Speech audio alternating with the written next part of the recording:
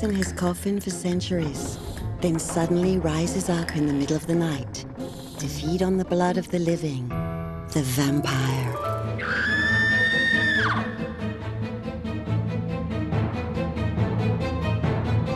Hailing from the depths of time, known to all cultures, fascinating and repulsive at the same time, not quite dead, but never so alive as during history's most turbulent times.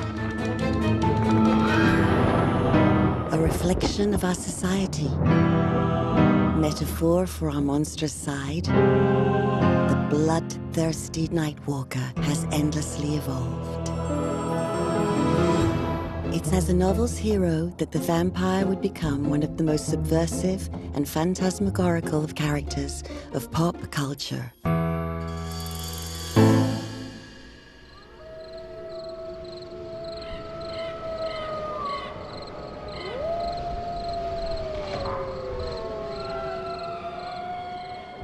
It all began with an astoundingly rich novel published in London in 1897, whose success continues to this day, adapted hundreds of times for theatre, movies, literature, or comic books. A creature of the 19th century, the Romanian count imagined by the writer Bram Stoker became the modern model for the vampire, set forever in our imaginations.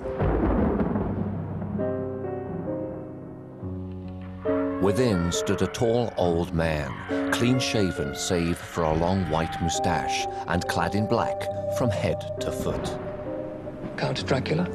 I am Count Dracula. The old man motioned me in with his right hand with a courtly gesture, saying in excellent English, but with a strange intonation, "Welcome to my house. Enter freely and of your own free will." This is how Dracula first appears in Bram Stoker's words.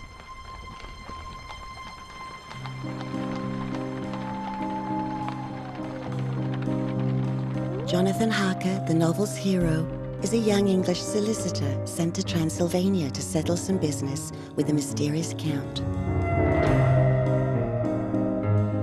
During his stay in the ominous castle, the young man discovers the count's strange nature, still unaware of what a vampire is.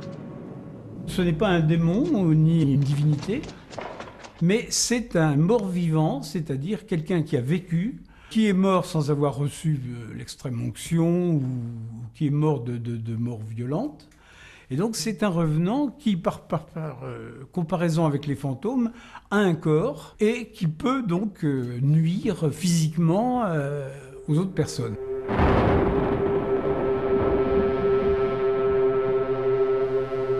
Il n'est pas mort parce qu'il n'a pas d'âme. Dans toutes les religions établies, il faut une âme pour mourir. N'ayant pas d'âme, il ne peut pas mourir. Donc ça n'a rien à voir avec un cadavre ambulant. C'est quelqu'un qui revient après sa mort tel qu'il était avant sa mort, mais il est la seule créature d'imaginaire qui n'est pas vouée à la malédiction d'aller au ciel ou en enfer.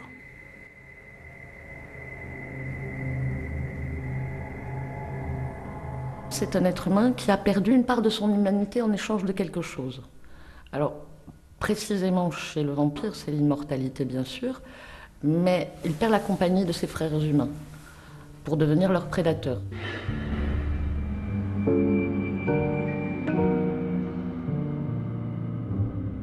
Vampires can live endlessly, can even get younger, so long as he drinks his victim's blood. Blood, the vital fluid, this most ancient, sacred, and universal of symbols. Paradoxically, it's also the bearer of death. It contaminates and carries diseases, or it can make one a vampire. Dracula has a double-edged bite. Dracula, c'est une véritable menace pour les hommes, puisque s'ils leur volent leur sang, ils vont se transformer comme lui. En s'abreuvant au cou des autres, c'est pas seulement pour se nourrir, il lui faut pas des esclaves, mais des disciples qui vont propager. En fait, c'est une épidémie.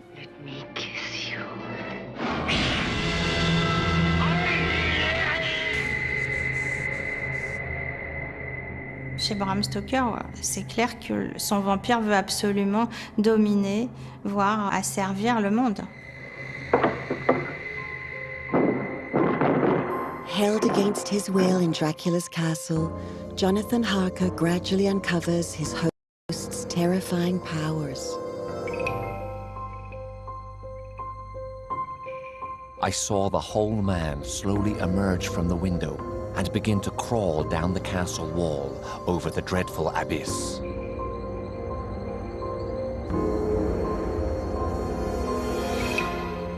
Face down, with his cloak spreading out around him like great wings. Dracula can transform at will into a bat.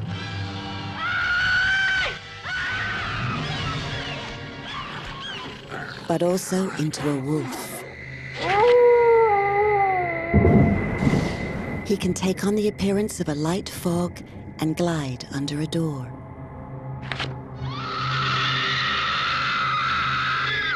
And his incredible strength makes him even more frightening.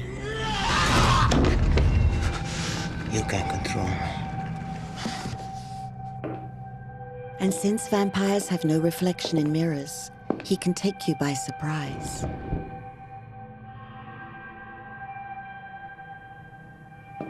L'absence de reflet, ça c'est le Graal, ça c'est grandiose, ça c'est Bram Stoker qui l'aurait trouvé en premier. Il ne s'arrête pas longtemps dessus. La scène dure une phrase, hein, c'est Jonathan Harker en train de se raser le lendemain matin où il est arrivé du château. Il a un petit miroir de poche devant lui, de voyage, et il entend quelqu'un lui disant « Tiens, vous avez bien dormi ?» Il ne se retourne pas, il voit dans son miroir, donc il sent qu'il y a quelqu'un derrière lui, puisqu'il a entendu la voix de Dracula. Dans le miroir, il est avec moi. Et ça, c'est une phrase sublime. C'est nous le mal. Interrogeons-nous sur nous-mêmes. Pourquoi est-ce qu'on cherche des boucs émissaires? Pourquoi est-ce qu'on cherche des prétextes au mal qu'on fait? Donc, Freud commençait à balbutier les débuts de l'inconscient à cette époque-là. Bram Stoker l'a mis dans son roman. Chapeau. Good morning. C'est la peur de l'animalité qui est en nous. C'est-à-dire que nous refusons cette part d'animalité, mais elle existe, elle est latente dans notre personnalité. Ce qui fait peur, c'est le côté prédateur qui chasse sa proie et qui tue. Donc évidemment, la peur de mourir. Mais c'est aussi la peur de ce qu'il incarne lui-même, c'est-à-dire quelqu'un qui a vaincu la mort, qui a franchi le seuil de la mort et qui met en danger tout ce à quoi l'on croit, et en particulier cette idée d'une vie après la mort qui est hors du monde. Jonathan Harker, the novel's hero, notes all the terrible phenomena in his diary. Though he can't escape from Dracula, he understands that it's possible to keep him at a distance. Harker learns this by chance when he cuts himself shaving. When the Count saw my bloody face, his eyes blazed with a sort of demoniac fury. You've cut yourself. And he suddenly made a grab at my throat.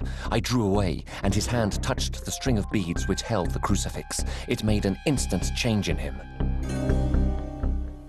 Il ne doit pas, évidemment, être touché par l'eau bénite, par l'aubépine, par tous les symboles christiques, en fait.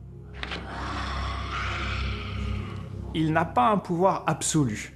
Il n'est vampire qu'à la condition de suivre toute une série de règles. La plus aberrante dans le roman de Bram Stoker, c'est que le vampire ne peut pas voir le soleil, qu'il est brûlé par la lumière du jour et qu'il ne vit que la nuit.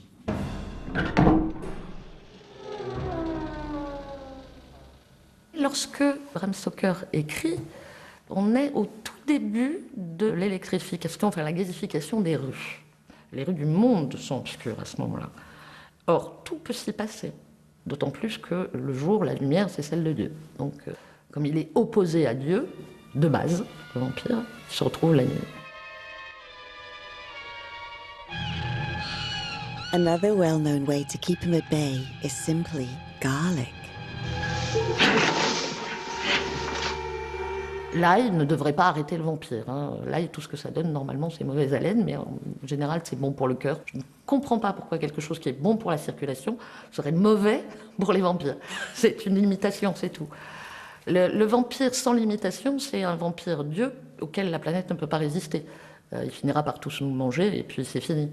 Donc on a besoin que ses capacités soient bien définies, que ses limitations soient bien claires et qu'on puisse l'arrêter.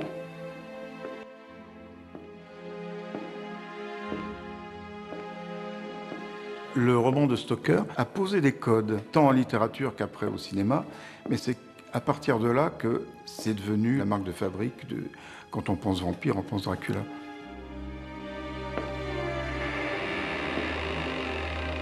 Risking his life, Jonathan Harker is finally able to escape Count Dracula. The vampire himself leaves the Carpathians, traveling by boat to England, where he hopes to spread his curse. He reaches Whitby, a small seaside city, where Harker's fiancée Mina is on holiday with her friend Lucy. Dracula quickly notices them. One night, he draws Lucy into the cemetery. Noticing her absence, Mina sets off to search for her friend, and she later describes finding her.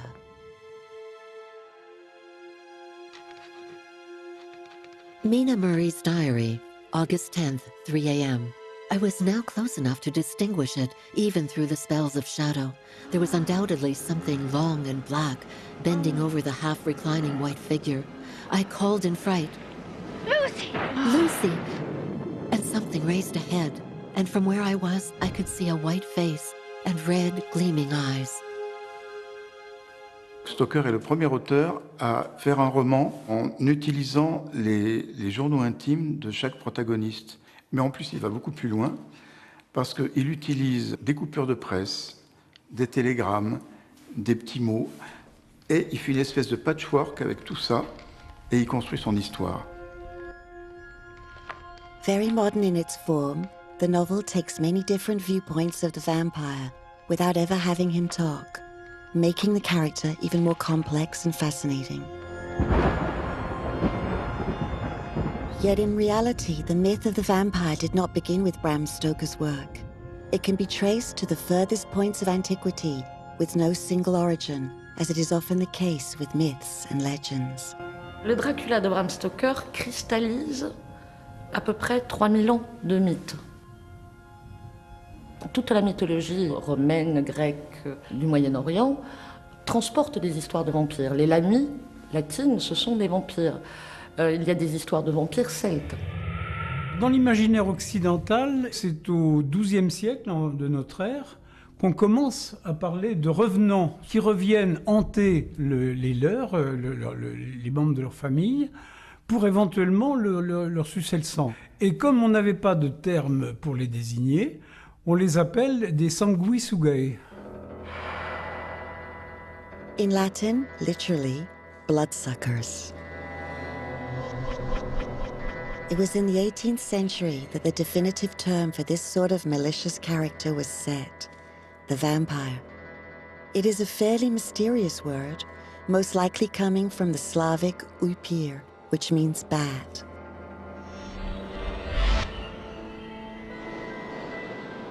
The figure of the vampire would first appear in early 19th century literature, more precisely in 1816, by the banks of Lake Geneva, where a few young British romantic poets were staying, Lord Byron and his friend John William Polidori, Percy Shelley and his wife Mary.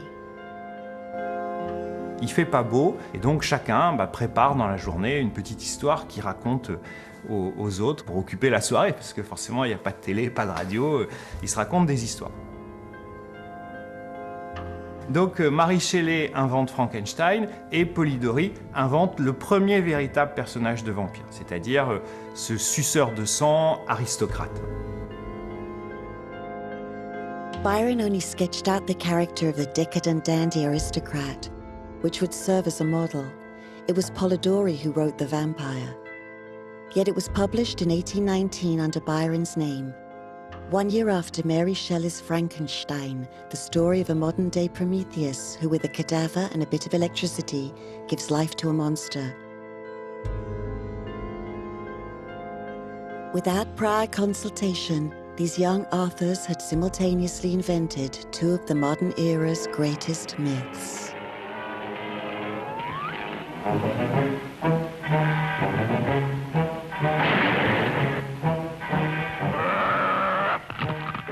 Frankenstein, il va devenir le robot dans la science-fiction. Et le robot, c'est celui qui travaille. De l'autre côté, le vampire ne travaille pas et il suce le sang de nous qui travaillons. Donc c'est l'aristocrate, le rentier, le profiteur qui se nourrit de notre travail. C'est remarquable que ces deux figures qui organisent vraiment notre imaginaire jusqu'à aujourd'hui et dont on trouve des avatars dans les séries les plus contemporaines se soient formées exactement au même moment.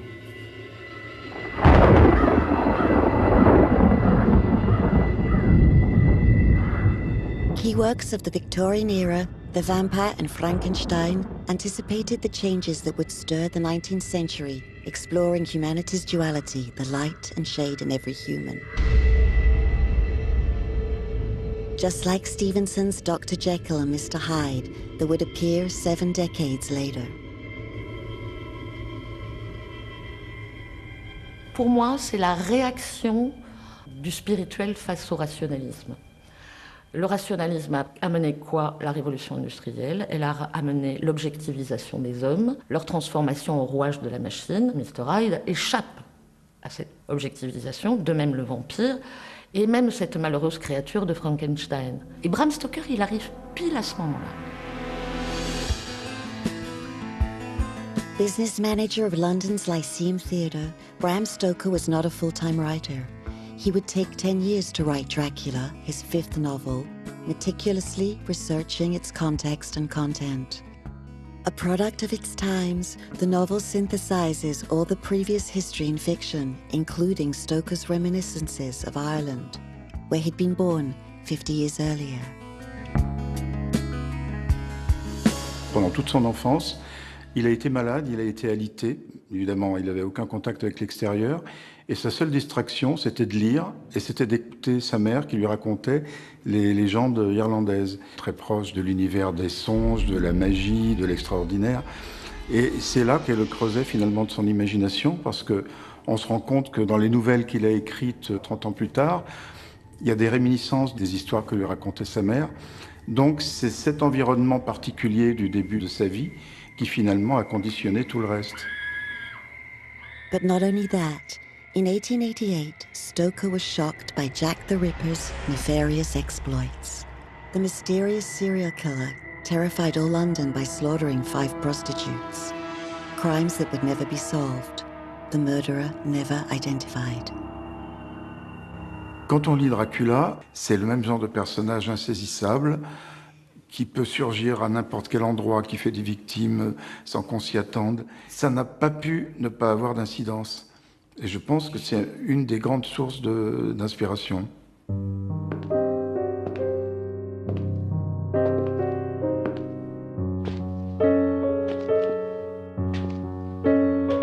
Dracula, c'est le roman de la peur de cette Grande-Bretagne qui était la première puissance mondiale pendant tout le 19e siècle, qui régnait sur un empire qui faisait vraiment le tour de la planète, la peur du déclin. C'était le début de la perte des colonies. La Grande-Bretagne n'était plus aussi puissante qu'elle avait été jusque-là. Donc l'empire commençait un petit peu à s'effriter de partout. Le danger venait d'ailleurs. Dracula, il vient de la Roumanie, très éloignée, dans lequel on ne s'aventure que rarement et au prix de 1000 dangers. Il arrive à Londres, c'est l'étranger. Et c'est ce qui n'est pas nous. Nous ne voulons pas que ce soit nous. Le vampire, c'est l'autre.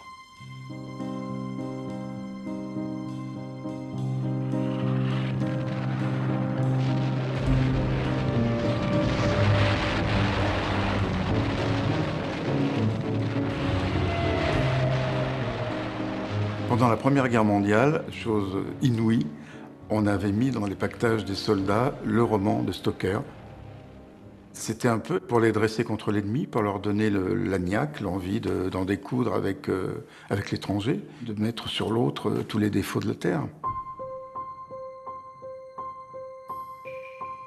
Bram Stoker died in 1912 without ever knowing how the army used his creature for propaganda.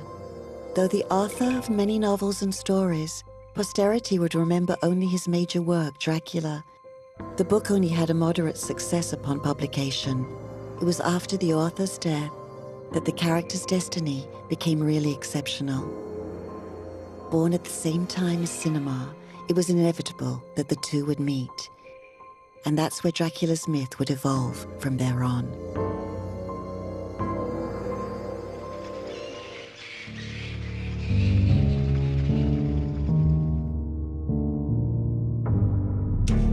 Germany, 1922. It was time to exorcise the horrors of the recent conflict, the black hole that had engulfed the world.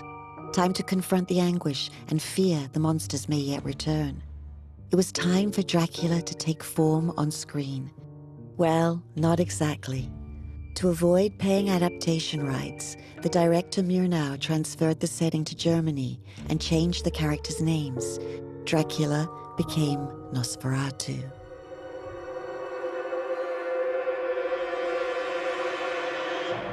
C'est un détournement abusif.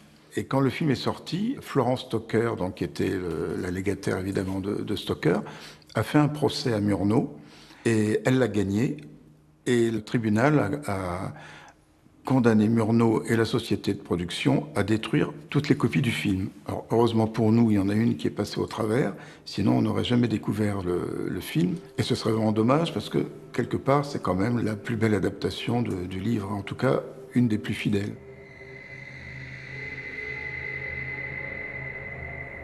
Quand on voit Max Schreck, qui incarne Nosferatu, on voit une créature épouvantable. C'est plus trop si c'est un être humain ou véritablement un animal.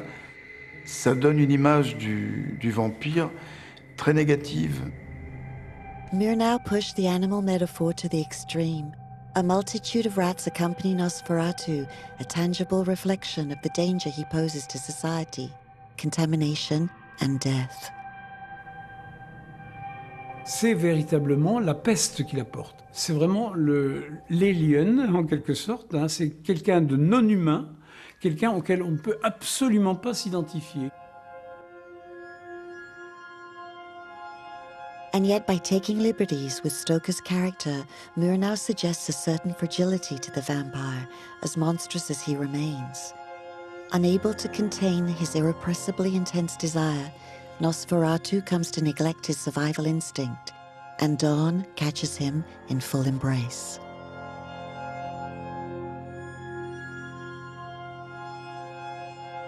This scene of self-destruction invites pity as much as horror for the monster.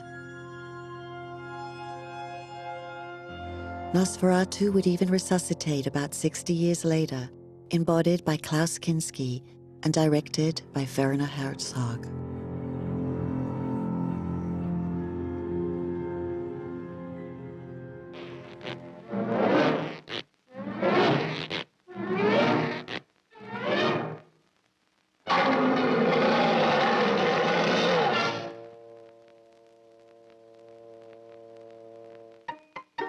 As movies were mutating from silent film to talkies, the monsters returned.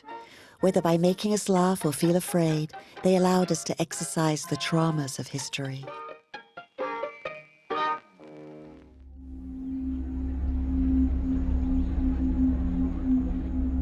The world was cracking all over. The crash of '29 and the Great Depression forced millions of jobless into the streets. The rise of dictators was clouding Europe's future. And Dracula rose back out of his coffin, this time in an authorized adaptation, played hundreds of times on Broadway by a Hungarian actor. I am Dracula. With a new and clever prop, a big black satin cape, which made it possible to hide the mechanisms that would lift him above the stage. In the 1931 film directed by Todd Browning, the actor Bela Lugosi provided a new image of Dracula as a worldly vampire, fangless, and with no resemblance whatsoever to a monster. Le Dracula de Bela Lugosi, c'est un personnage qui est assez malsain, mais qui en même temps a une certaine allure, hein, puisqu'il est toujours en habit de soirée, avec une grande cape noire, une sorte de Don Juan sinistre. Tout à fait à l'opposé de la conception de Stoker, lui, pour qui le vampire n'est absolument pas un séducteur, mais est l'incarnation pure et simple du mal absolu.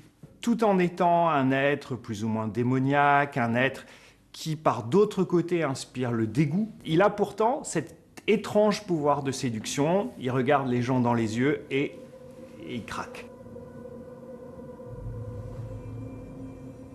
Pour moi, c'est une variation sur le thème que le vampire ne violente pas, il séduit ses victimes. Et donc, au moment où il va mordre sa victime, il faut que celle-ci donne son consentement, ne serait-ce qu'en pensée. Elle sent la présence du vampire et malgré elle, elle dit oui. At the heart of Dracula lie unconscious impulses. It's a novel of frustrated sexuality in which the vampire, man or woman, serves to reveal Victorian morality's repressed libido. Jonathan Harker's diary, May 16th.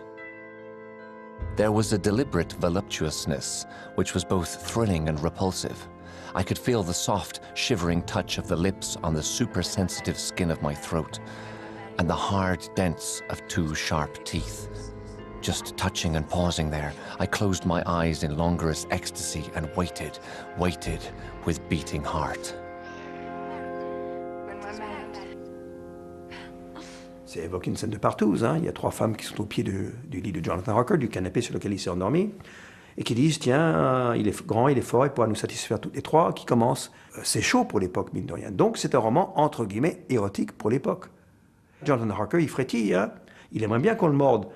Mais comme il se sent coupable, parce qu'il est déjà fiancé à Mina, il dit, c'est pas la réalité, c'est un rêve. Et comme on n'est pas responsable de ses rêves, il pourra se laisser mordre en se convainquant qu'il est en train de rêver. En gros, Bram Stoker a aussi inventé le fantasme, qui est un rêve qu'on n'ose pas vouloir devenir réalité.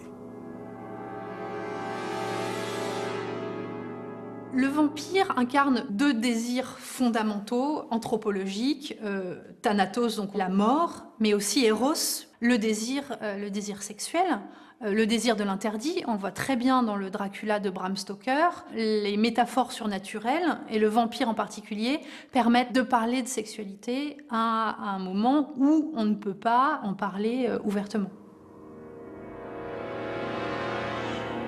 C'est un moment où l'Angleterre, qui est tellement coincée dans le corset victorien, elle a besoin de quelque chose d'extrêmement fort pour faire exploser les lacets. Il n'y a qu'un vampire pour y arriver.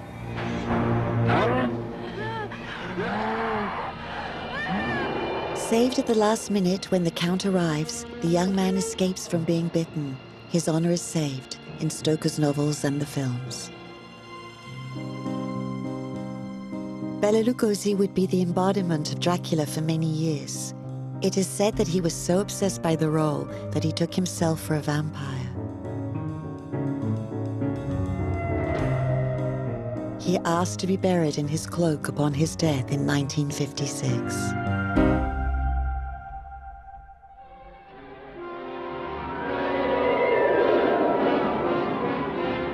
This could be the beginning of the end for the human race. By the end of the 50s, the horror films that had been so popular pre-war had long fallen by the wayside. The whole world is under attack. The Cold War called for science fiction and atomic monsters. We know now that we can't beat their machine.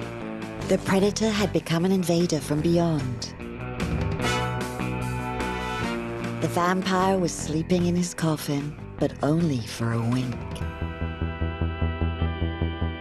In 1957, England's Hammer Studios chose to relaunch the classic monster stories in Technicolor. This is the story of Dracula, a creature who destroys all whom he touches. Dracula the terrifying, the feared, who sleeps in the tombs of the dead by day and arises at night to inflict his terror upon the innocent and the unsuspecting. It was a brilliant throw of the dice.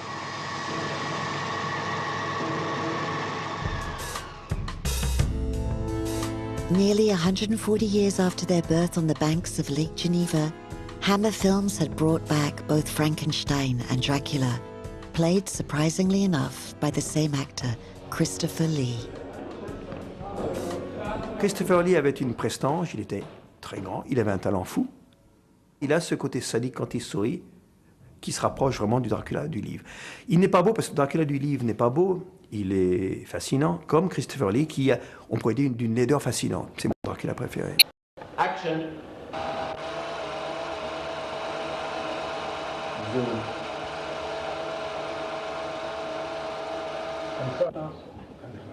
Christopher Lee, pour moi, c'est celui qui vraiment incarne Dracula à l'écran. C'est le personnage froid, cruel. Il a vraiment fait des recherches pour en faire un personnage qui, effectivement, ressemble vraiment au roman de Bram Stoker, mais en mettant quelque chose en plus. Avec Christopher Lee, la dimension érotique et sexuelle du vampire éclate au grand jour. Dracula devient une icône sexuelle quelque part. Il séduit les femmes mariées, les jeunes filles, il peut même séduire les hommes. Il n'y a pas d'interdit pour lui. Et c'est là où il est dangereux pour la société bien pensante, c'est que rien ne l'arrête. C'est en même temps un espoir de libération, puisque ce qui était tabou devient maintenant licite. Et on commence à entrer dans une période où le vampire va être disculpé de tous les maux qu'on lui reprochait. Hammer films draw impassioned responses and the defenders of morality line up. With Christopher Lee, it becomes terribly desirable to be bitten. But is it a bite or a kiss? C'est quoi un baiser? C'est une morsure sans dents. Les gens se mordaient avant de s'embrasser dans l'histoire de l'humanité. Dans le livre le plus sublime d'Ovide, qui s'appelle Mes Amours, un jour Ovide frappe une femme dont il est jaloux, puis il regarde tout de suite. Il rentre chez lui, il écrit le premier texte de l'histoire mondiale de la littérature contre la violence faite aux femmes. Il dit, écoutez les gars, on ne frappe pas la femme qu'on aime, on laisse sur son cou la trace de ses dents caressantes. Donc pour moi, morsure, c'est synonyme de baiser, même chose, c'est un geste d'amour. La français est la seule langue, à mon avis, au monde où on garde cette métaphore-là. Être mordu veut dire être amoureux, je suis mordu.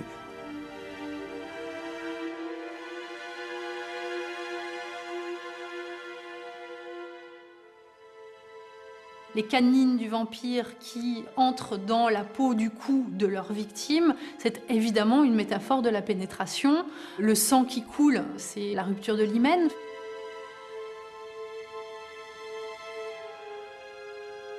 Et il y a toute cette ambiguïté de la bouche, des lèvres qui sont douces, et des canines qui sont derrière. Donc il y a, là encore, le plaisir et la douleur. Et le baiser du vampire, c'est vraiment les deux à la fois. October 3rd. With that, he pulled open his shirt and with his long, sharp nails opened a vein in his breast.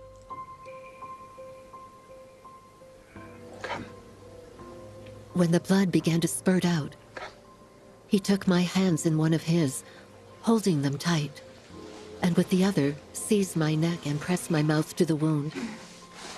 Take from me. Take. So that I must either suffocate or swallow this. Drink. Oh my God, what have I done?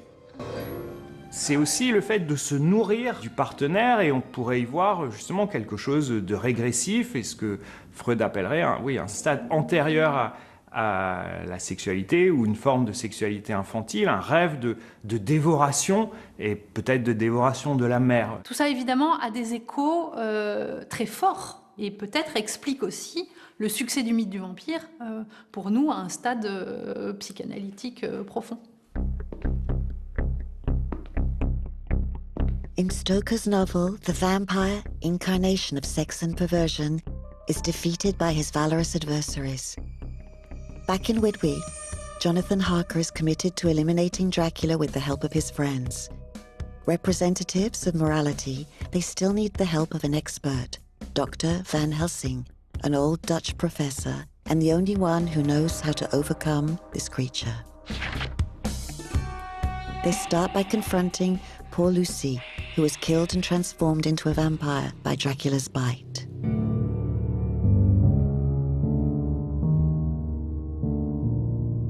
Dr. Seward's Diary, September 28th. Van Helsing, with his usual methodicalness, began taking the various contents from his bag and placing them ready for use. First, he took out a soldering iron, then a round wooden stake. One end of it was hardened by charring in the fire and was sharpened to a fine point. With this stake came a heavy hammer.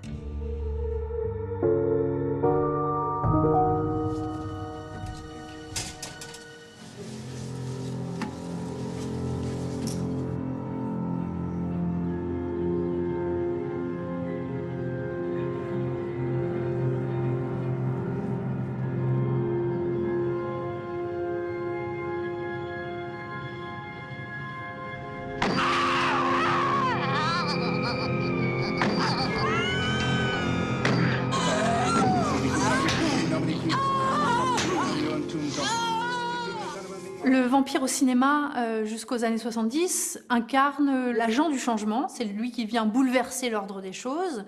Et à la fin du film, il les détruit, ce qui permet à ceux qui le combattent d'être du côté du bien et d'asseoir finalement leur valeur morale sur littéralement la destruction du monstre. Christopher Lee returned as Dracula in 8 more films. But in the meantime, the youth freed themselves and society changed profoundly throughout the 60s. By the end of the decade, compared to sexual liberation and the new counterculture, the vampire had lost his subversive effect. While paying homage to the Hammer films, Roman Polanski was the first to desacralize the myth in 1967.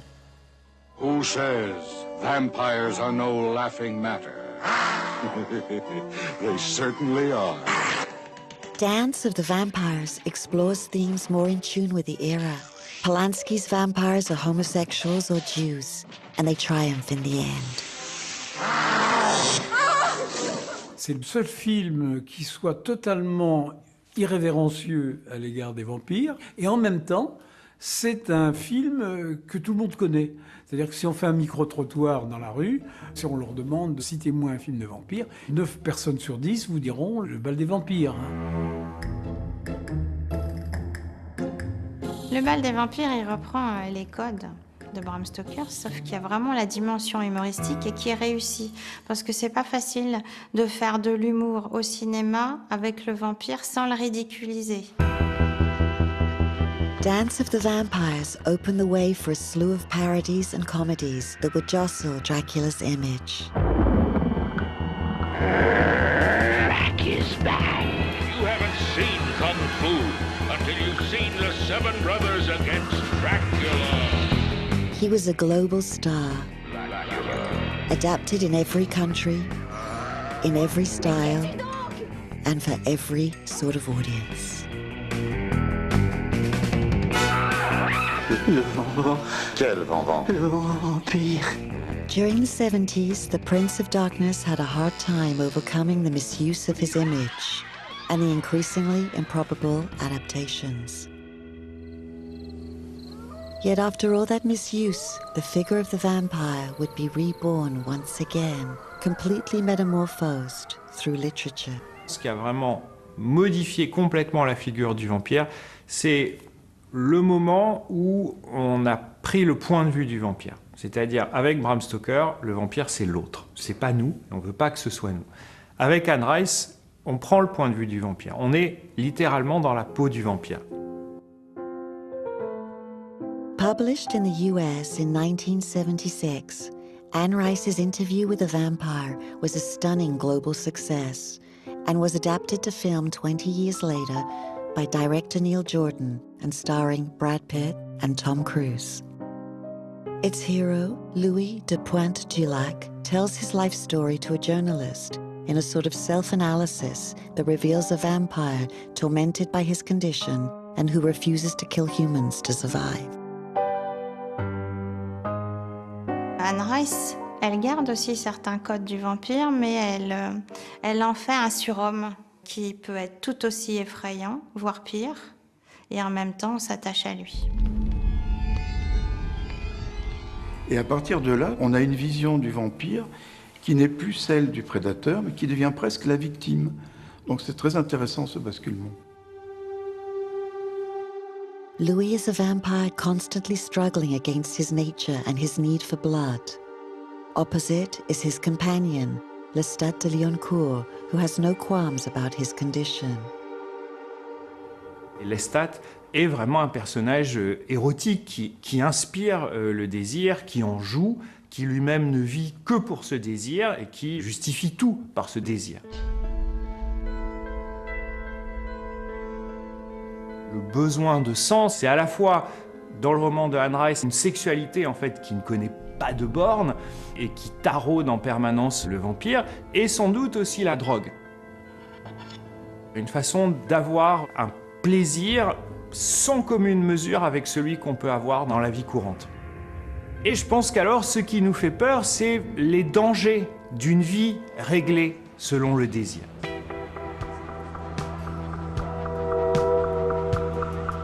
Following the initial success, Anne Rice wrote several more volumes about the unusual couple formed by Louis and Lestat.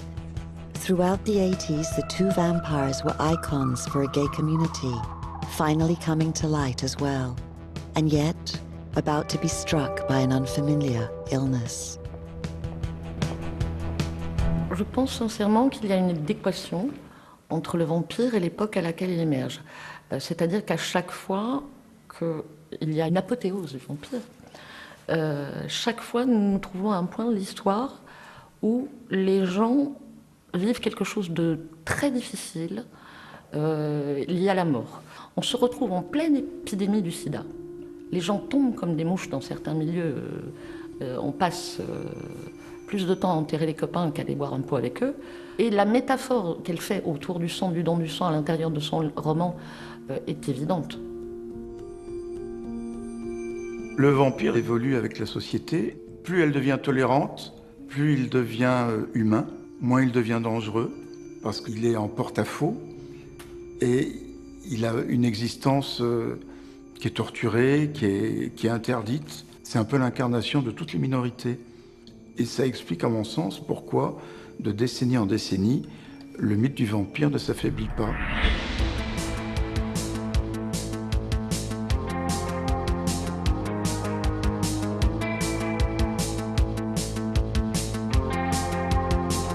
'80s nihilistic youth weren't afraid of vampires. On the contrary, they were inspired by them. Advocating giving up day for night, refusing conformity, and embracing garish aesthetics. The terrifying monster was buried, replaced by a romantic hero in its own right. Le vampire, c'est un franc-tireur, c'est un libertaire quelque part. C'est quelqu'un qui n'a pas besoin de s'imbriquer dans la société normale. Je pense que c'est quelqu'un de libre. C'est peut-être le plus grand anarchiste qui soit. Il n'y a pas de gouvernement pour un vampire. Il n'y a que sa faim qu'il peut éventuellement maîtriser. Le vampire va cristalliser chez nous toute cette soif d'indépendance, de ne plus se conformer aux règles sociales habituelles. Alors forcément, c'est quelque chose de fascinant.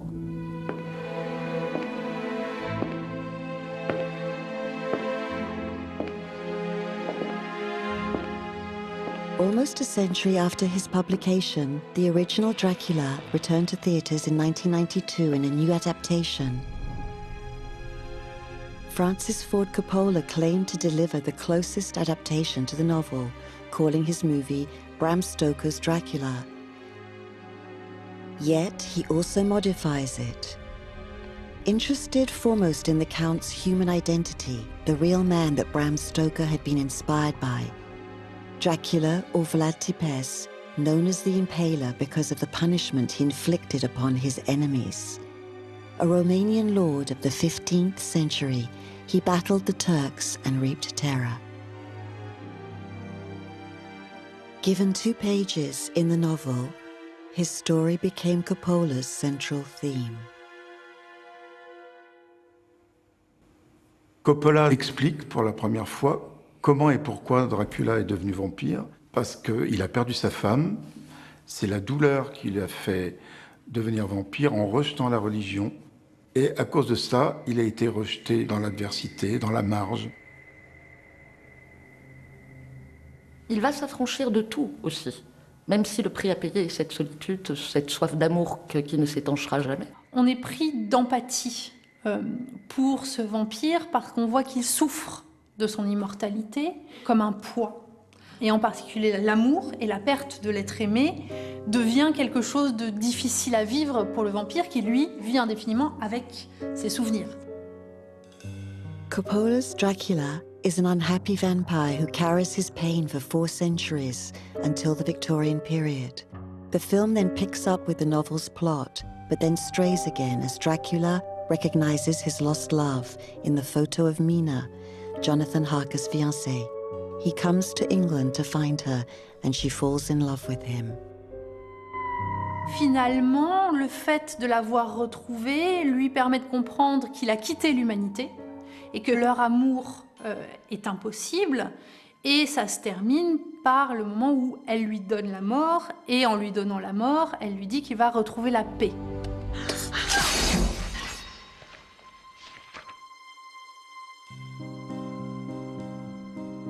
I shall be glad as long as I live, that even in that moment of final dissolution, there was in the face a look of peace, such as I never could have imagined might have rested there.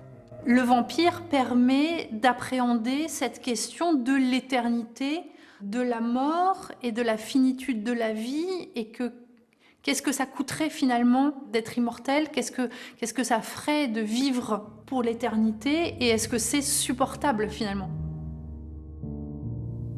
C'est un aspect effectivement de la figure du vampire que ce goût ambigu pour l'immortalité, puisque l'immortalité lasse, et cette idée de l'ennui revient parfois dans les histoires de vampires. Dans la série True Blood, par exemple, les vampires qui sont vieux finissent par s'ennuyer. Ils ont perdu le goût de la vie. Pouvant échapper à la mort, ils en sont d'autant plus inquiets, parce qu'il y a des vampires qui finissent par se suicider, justement pour savoir ce que c'est que ce terme qu'ils ont frôlé sans jamais véritablement le connaître.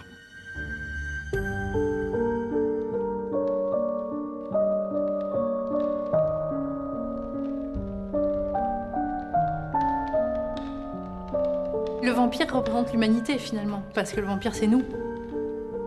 C'est la projection de nos peurs et de nos désirs, et il a cette plasticité qui lui permet d'incarner tout ce qu'on aimerait être, et en même temps tout ce qu'on a peur d'être, tout ce qu'on n'est pas, tout ce qu'on ne sera jamais.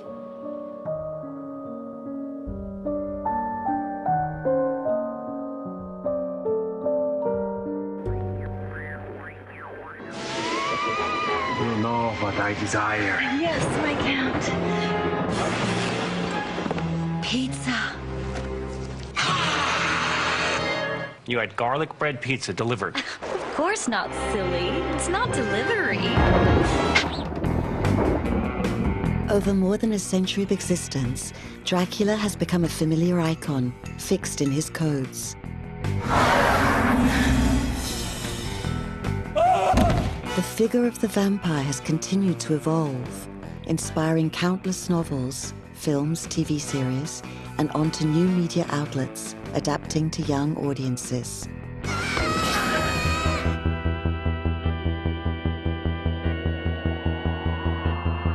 Ever adjusting to the era, the vampire has been through everything at the risk of getting lost along the way.